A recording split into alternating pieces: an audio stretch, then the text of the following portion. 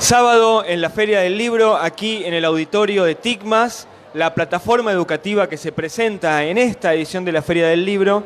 Vamos a hablar sobre uno de los temas más interesantes que podemos llegar a abordar. Digo, teniendo en cuenta que una Feria del Libro es un lugar donde se presenta innovación y una plataforma educativa intenta, sobre todo, hablar sobre innovación, sobre actualidad y sobre cómo cambiar el rol de los discursos. Hablar con Francisco Alvarelo y con Silvia Ramírez Helves sobre lectura transmedia y escribir para la web es uno de los temas más interesantes que podíamos abordar en esta charla.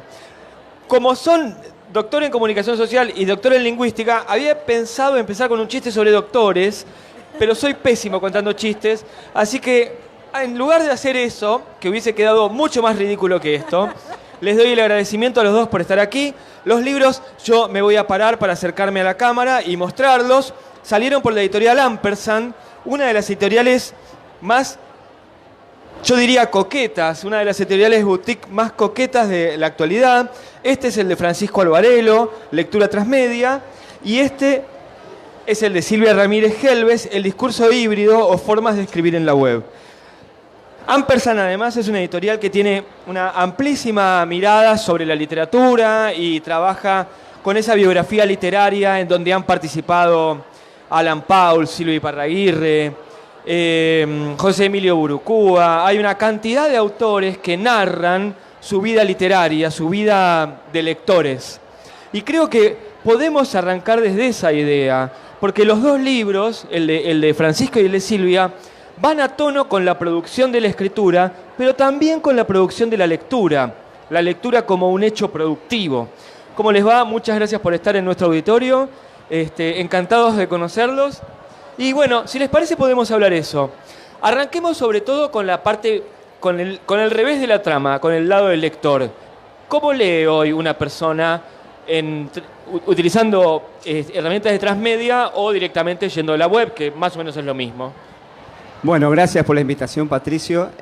Sí, la verdad que leemos en múltiples dispositivos y plataformas. Un poco la idea del libro Lectura Transmedia trata de echar por tierra esta idea de que leemos, que no estamos leyendo, o que leemos menos, o que leemos mal, porque precisamente estamos en un momento donde cada vez leemos más, escribimos más, estamos en interacción con textualidades muy diferentes, de acuerdo al momento de lectura, a la función que tiene esa lectura, a lo que queremos hacer con esa lectura.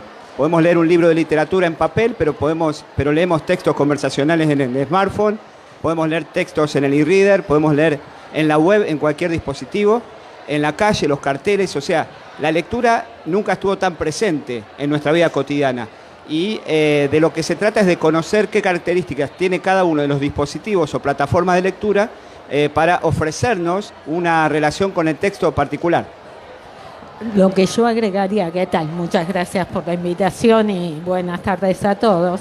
Lo que yo agregaría es que si hay miedo de que el libro como objeto se pueda llegar a perder, ya voy diciendo que no parece ese el panorama. A todos nos gusta tocar el libro, verlo, algunos olerlo incluso, y además el libro tiene una sensorialidad que nos permite, por ejemplo, por el espesor que sostenemos en la mano izquierda y el de la derecha, saber cuánto leímos y cuánto nos queda por leer. De modo que la literatura se sigue eligiendo en términos generales y siempre que se puede disfrutar en el libro papel. Pero es indudable que la computadora, la tablet, el teléfono nos permiten hacer búsquedas de información muchísimo más rápido que en un libro.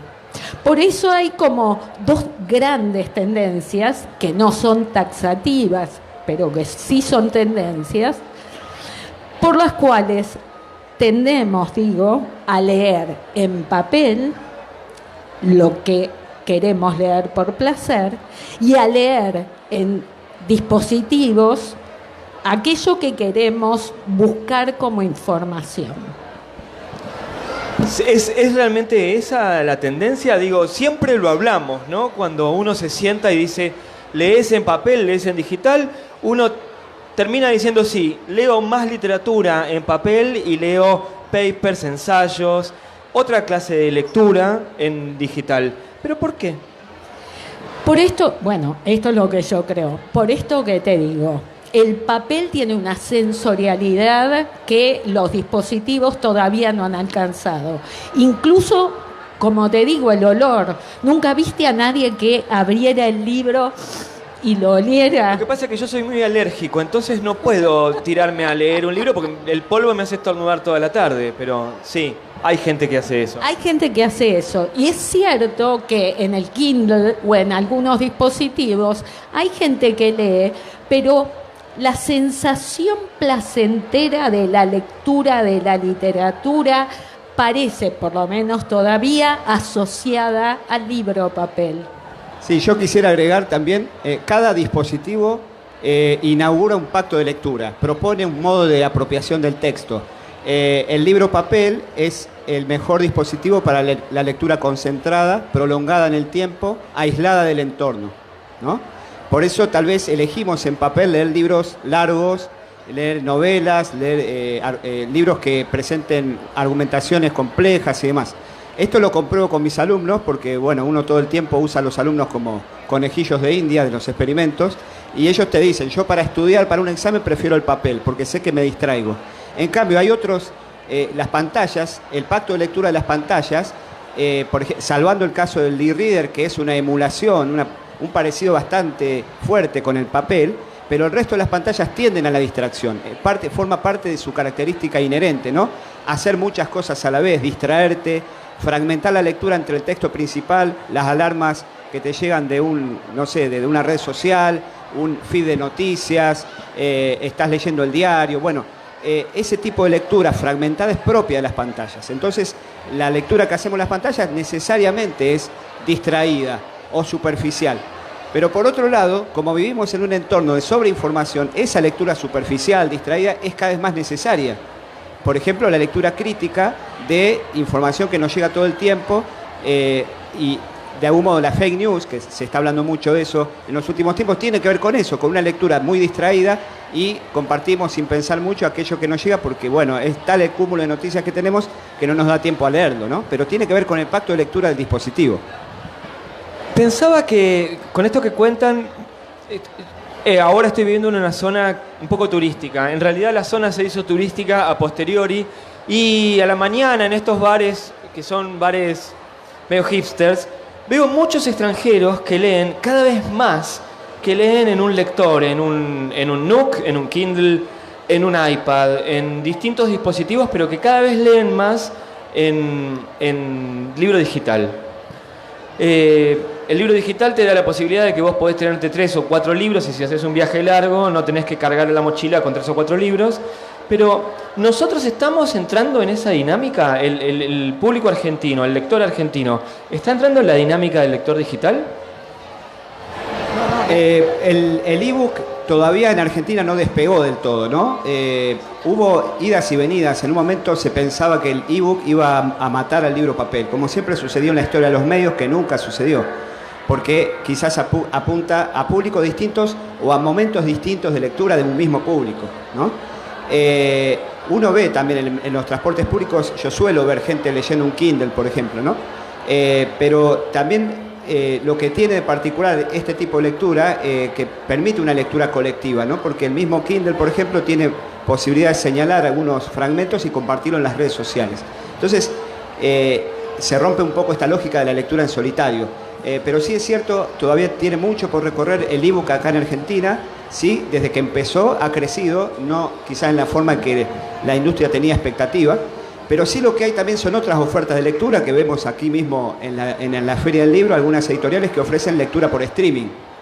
Que la lectura por streaming, similar a Netflix, es ofrecerte por un pago mensual de determinado dinero todos los libros que quieras que entren en ese paquete y vos lees los libros que querés en el dispositivo que vos querés. Ese es otro formato. Hablas de eso y está Leamos, que hace esa clase de lectura por suscripción, y hace poco salió una nota en La Nación en donde el gerente de producto de Baja Libros decía que está creciendo alrededor de un 25% anual la cantidad de lectores digitales, sobre todo empujado por el precio de papel, ¿no? Sin dudas, hay que pensar dos cosas, me parece. Por un lado, en la Argentina, con respecto a los dispositivos, tenemos un poquito de resquemor de sacar dispositivos en los medios de transporte. Sacamos livianamente el celular, pero no sacamos fácilmente una laptop.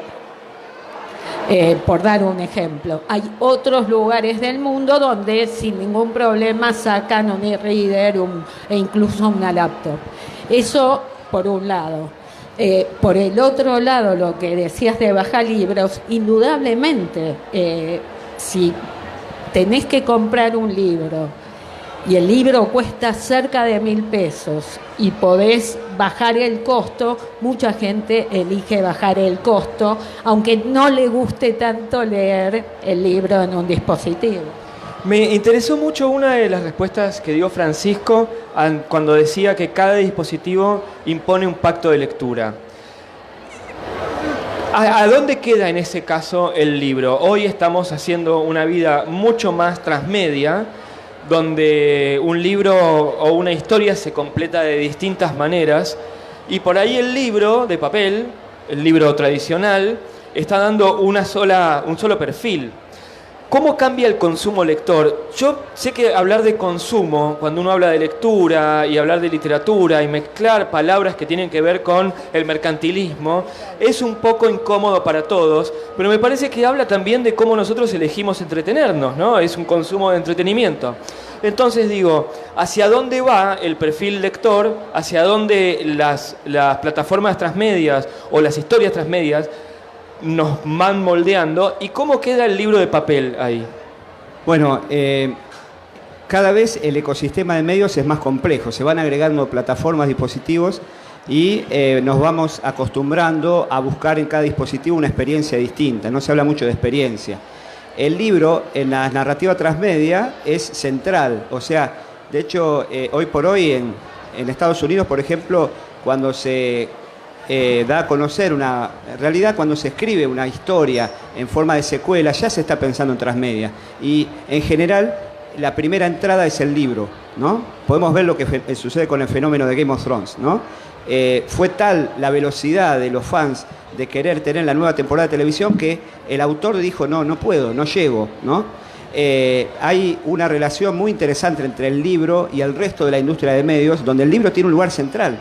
De hecho, en algunos stands de la feria, le comentaba ayer a Silvia, ves toda una sección de youtubers que publican sus libros, ¿no? Hay un cruce, finalmente chicos, que leen libros en papel, libros largos de 300, 400 páginas, secuelas, hablan de eso en las redes, a sus pares, que leen libros papel, y con eso hacen videos que tienen muchísimas vistas y después terminan imprimiendo un libro, ¿no? O sea que el libro es central en ese sentido, no hegemónico como antes, donde quizás nuestro principal acceso a las historias eran los libros, pero sí tiene un lugar fundamental porque de hecho en las narrativas transmedia tanto los libros como las series de televisión y las películas son como las plataformas centrales en las que se cuentan las historias.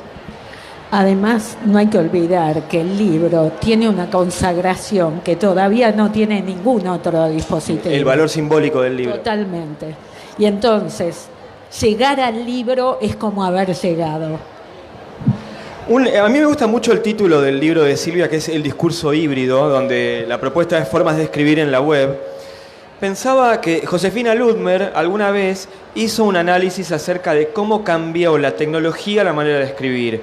Cómo la máquina de escribir todavía mantenía una forma de escritura más tradicional, más antigua, más metafórica, donde había como escarceos y laberintos en la forma de comunicarse, que cuando los escritores pasaron de escribir a mano a la máquina de escribir hubo un salto, pero sobre todo se hizo mucho más clara la manera, más límpida, menos escondida en la metáfora, quiero decir, cuando pasó de la computadora, de la máquina de escribir a la computadora. Y cuando se pasa de la computadora a la web, ¿cómo se da ese salto? ¿De qué manera hoy es la producción de escritura? Mira, me parece que hay algo de lo que estás diciendo que es clave y que es que ya no nos importan tanto los errores. En el pasado, en la máquina de escribir, los errores había que subsanarlos de algún modo. Hoy sentimos que los errores no son tales porque los cambiamos, reescribimos, incluso cuando nos comunicamos con otros. No nos importa tanto si cometemos algún error. Y entonces todo se vuelve más fluido y quizá un poco menos profundo. Más work in progress. ¿Más? Work in progress. Sí, claro, exactamente. Siempre, todo el tiempo es work in progress. Para sumar algo, Vera Giaconi, por ejemplo, que es una escritora que a mí me fascina, escribe muy, muy bien. Vera es cuentista y su primera versión siempre es en un cuaderno. Y después lo pasa a la computadora. Y Angélica Gorodischer me contó hace, qué sé yo, como 10 años, que cuando compró su computadora sintió un salto enorme en calidad, porque decía, al principio yo tenía que escribir un texto poniendo el carbónico y por ahí hacer 3 copias sobre el carbónico y se había que corregir, volver a escribir, y la computadora me permitía la corrección. Que en un punto es lo que dice Vera Giaconi, ella prefiere escribir a mano porque si no la computadora te da la idea de la corrección infinita. Total, ¿no? Total. Sí, es cierto que podemos hasta perder las versiones en la escritura e incluso perder la noción de las versiones y la noción de proceso que tenemos en la producción del texto. Francisco, ¿y esa idea de la lectura que es un poco más superficial o que es una lectura que uno puede asumir que tiene errores? ¿Cómo funciona de la escritura, ¿no? Pero digo, ¿cómo funciona del lado del lector? Sí, claramente, como decía antes, ante la abundancia de textos necesitamos un tipo de lectura selectiva, más que nada. Tal vez no una lectura en profundidad, que tal vez elegimos hacerla en el papel, sino que las pantallas promueven, como decía, este tipo de lectura selectiva. Y claramente me parece que ahí es central el rol de la educación, ¿no? En formar en una lectura crítica, superficial, pero a veces tenemos como una idea de que lo superficial es negativo o es malo, ¿no? Superficial es peor que lo profundo, ¿no? Como esas antinomias que tenemos. Papel, pantalla, superficial, profundo, apocalípticos, integrados, ¿no? Y en realidad la superficialidad es cada vez más necesaria, pero una buena superficialidad. De hecho, si uno estudia la historia de la lectura, encuentra que la idea de la superficialidad está en la Edad Media, ¿no? Había dispositivos que se habían inventado, como la rueda de libros, que te permitía leer varios libros en simultáneo, abiertos, formato códice, y vos accionabas una palanca y abrías varios libros, y sin leértelo todo de corrido. Y eso estamos hablando de siglo XVI. O sea que la idea de la superficialidad es muy anterior a Internet. Lo que pasa es que, claro, ahora explotó. O sea, la cantidad de información a la que accedemos es tremenda. Entonces necesitamos ese tipo de lectura un poco entre superficial, veloz y por momentos reposada, de chequeo, y sobre todo porque hay otro aspecto que tiene que ver con la producción, ¿no? O con el prosumo, hablando de consumo, prosumo, producción y consumo, que es que rápidamente esa noticia, esa información la comparto. Pero bueno, antes de compartir hay que pensar, bueno, es verdad, es chequeable, la fuente, ¿no? Es un poco lo que enseñamos en las escuelas de periodismo, ¿no? O sea, chequear la fuente, ver de dónde viene, si está actualizada, es de acá, de cuánto es. Vemos en las redes sociales infinitos ejemplos de esto cuando sucede.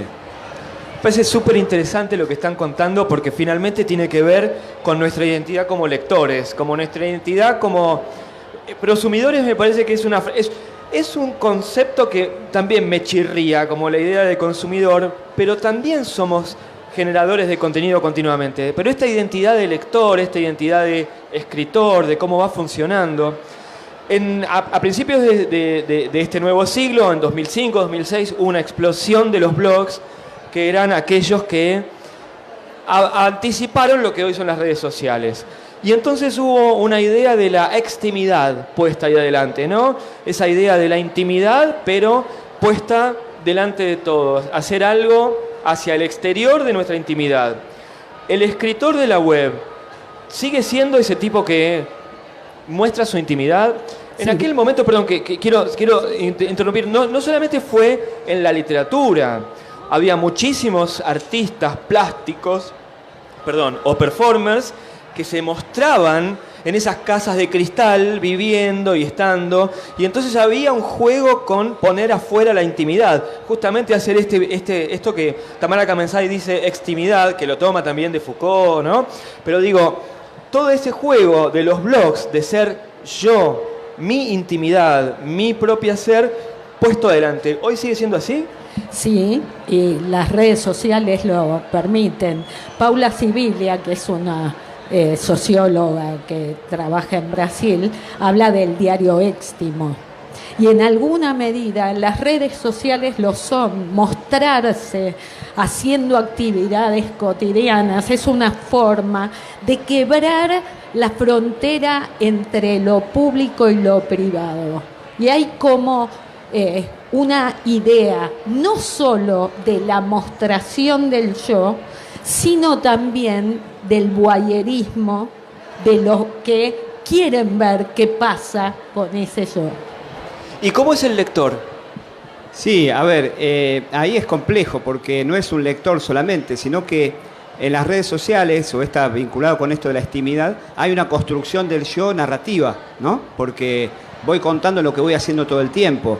Y mi relato se configura con los likes, la validación social que hacen los seguidores a través de las redes sociales, los comentarios, las conversaciones. De hecho, hay una autora muy interesante, Sherry Turkle, que es una psicóloga del MIT, que dice: no terminamos de tener una experiencia hasta que no la compartimos en las redes sociales y recibimos la validación del otro. Uno podría decir, bueno, antes también eso existía, ¿no? Vos recibías la validación de tu grupo de pares cuando usabas determinada zapatilla, determinado pantalón, pero ahora está potenciado por el tema de lo que yo decido mostrar en las redes, ¿no? Y ahí el rol del lector es un lector escritor, un lector que produce, que expande, que comparte, que comenta, bastante más complejo y de algún modo interviene en el yo del otro a la vez que espera que ese otro al que le interviene su yo intervenga en el propio, ¿no? Hay como un pacto ahí de lectura bastante más complejo. Es el cuento de la aventura de un fotógrafo de Italo Calvino, aquel que todo el tiempo tenía que estar sacando fotos de la realidad con su novia, y cuando ella lo deja empieza a sacar fotos a las fotos, ¿no? Esa idea de estar todo el tiempo registrando. Sí, solo quería agregar que de todos modos nada es tan inocente, me parece, porque cada uno construye un relato, consciente o inconscientemente, pero lo hace. Les hago la última pregunta, les agradezco muchísimo que hayan pasado por el auditorio. Me parece que las respuestas que han dado son muy interesantes. Yo ahora cuando termine me voy a volver a parar porque esto es medio aparatoso, me levanto y qué sé yo, pero quiero volver a mostrar los dos libros, la lectura transmedia y el discurso híbrido. Bueno, la tecnología, hemos visto, hemos estado hablando desde hace media hora sobre este tema, que la tecnología ha cambiado la forma de producir textos y de consumir textos, de leer los textos. Bueno, no sabemos muy bien cómo va a ser la tecnología en el futuro, pero ¿cuál es su idea de hacia dónde vamos?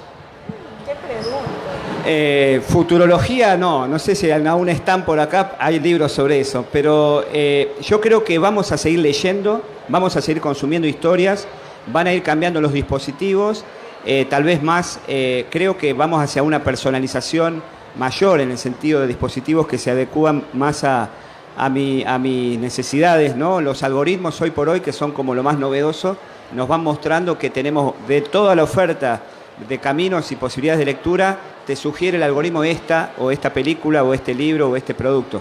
Pero creo que vamos a seguir consumiendo historias. Van a ir cambiando tal vez los dispositivos, pero siempre va a haber alguien que va a contar y alguien que va a escuchar, pero sobre todo se va a confundir, a mi modo de ver, cada vez más la frontera entre el que cuenta y el que escucha, o entre el que escribe y el que lee. Como esta película de Netflix, la que hicieron ¿cómo se llama? Bandersnatch. Bueno, es como una emulación de Elige tu propia aventura, digamos, ¿no? De hecho, hay varios ejemplos ya en Netflix de tipo de ficción interactiva, vamos a decir, nada más que en el formato digital y online. Y creo que vamos a experimentaciones nuevas donde el rol del lector, oyente, usuario, participante, como lo podamos llamar, va a ser cada vez más activo, pero siempre va a haber historias. Y yo lo que agregaría, estoy de acuerdo con Francisco, pero mi deseo va por otro lado.